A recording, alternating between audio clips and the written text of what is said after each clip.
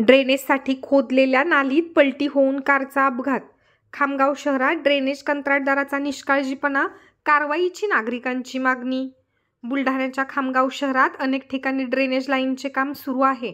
त्यासाठी रस्त्याच्या बाजूने 7 ते 8 फूट खोल नाल्या खोदून ठेवल्या आहेत. मात्र संबंधित कंत्राटदाराने काम करत असताना कुठल्याही सुरक्षा नियमांचे पालन न केल्यामुळे दररोज अपघात घडत असून यात वृद्ध व लहान मुलं जखमी होताना दिसत आहेत. रात्री खामगाव शहरातील बोबडे कॉलनी परिसरात डॉक्टर ब्रह्मानंद टाले हे त्यांच्या कारने जात असताना ड्रेनेजसाठी खोदून ठेवलेल्या नालीत त्यांची कार पलटी होऊन अपघात झाला. यात डॉक्टर ब्रह्मानंद टाले हे गंभीर जखमी झालेत.